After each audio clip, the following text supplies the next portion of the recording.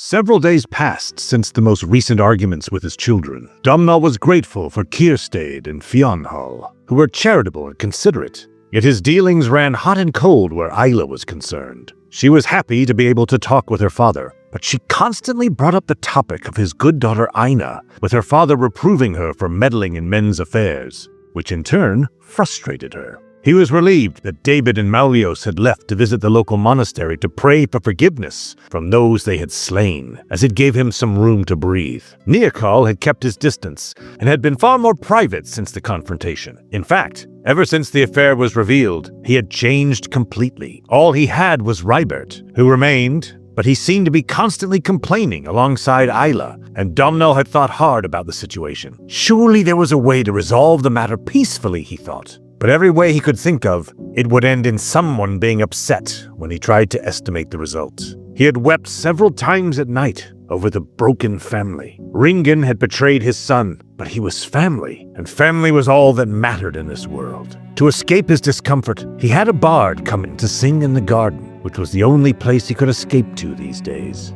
It was as he sat there, listening to an old song about the hero Cormac, whom he had met in his youth, that the old king began to doze off. His centaur bard, Clyde, was from an old tribe from the lands of Mawir, and had been with him for nigh on 30 years. Yet still he sang as well as a man half his age. There he reclined, enjoying the evening suns, with only Clyde and Simon, his young charge, the youngest surviving son of old Constantine, for company. The lad had been taken hostage by Ringan when the crown was seized. The High King's brother might well have done him harm were it not for Domhnall, who had found in the lad a bright, cheerful companion. A companion who loved playing with sea turtles as much as he loved singing songs of ancient heroes. At present, the child was trying to sing along with the centaur, in his voice that made the ruler think him likely touched by the goddess Merit herself. Uncle, we need to talk, and we expect you to listen. Domhnall opened his eyes to see both Duib and Aina angry and looming over him. His nephew had murder in his eyes, and Aina's eyes were red from crying. He nearly let out a groan. Duib, you need to remember that I am king,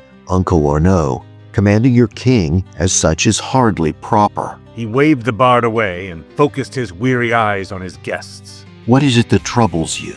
David and your dog of a son went and raided my good father's lands in Fortru. I expect you to compensate me. Duib growled out, usually gentle and genial. The king liked him. I shall have a talk with the two when they return. We can discuss compensation and damages at that time. Domhnall dismissed the matter, putting it off to later. This did not please the young man, and it was his good daughter who stepped forward to convince him of the justness of their plight now, swallowing a sob as she did so. Because of those two mongrels, I've lost another brother. I expect you to do more than scold them like they are children. I wish to have one of their heads to compensate for my murdered family, she declared expectantly, as if she had the right to command him as such. The king frowned at her request, as a shadow fell over him at the thought of doing as she might have requested. He did not like her entitled demands. Nay, you shall not be compensated, Iana. David and Maulius shall not be given to you for such a crime. You are not to command the king, as I owe you nothing. As for you, Duib, we shall come to an agreement over my sons, and I shall recall them to the castle. Duib was about to protest, but Domhnall turned away pointedly, dismissing the two. The crown weighed all the heavier upon his temple at that moment, as he waved over Clyde that he might commence once again his singing. A raid on the Laird's lands? What were you thinking? Domhnall shouted at both Maulios and David. Both had just returned from their campaign, and neither of them happy about the scolding. Other Mormares and Lairds are asking if they are to be attacked next. What in Zew's name possessed the two of you to do this? Because Laird Karen aided in that harlot adultery, just as his elder brother had. He needed to be punished for his treasonous actions. David shouted, face scarlet with rage. And why side with him over your own sons? What were you going to do? Tell him you were disappointed in him? We do not need a violent solution. There is a better way to handle the matter. And what is that? Father, roll over. Why not request an annulment or allow Nickel to have a mistress that can treat him right? Maulios joined in the argument with venom in his voice. To bring forth an annulment in the family would have all the Warmares gossiping and undermining the family. We will discuss this when Ringian returns. The king told his sons, exasperated. Of course, dear uncle comes before your son. Fine, if you do not intend to do something, then... David was cut off by his father. David, please, I beg of you, my child, this need not escalate. Dumnall pleaded, heartbroken to see his once gentle son turn on him in such a manner. I beg of you to understand. I can no more renounce your uncle than I could you.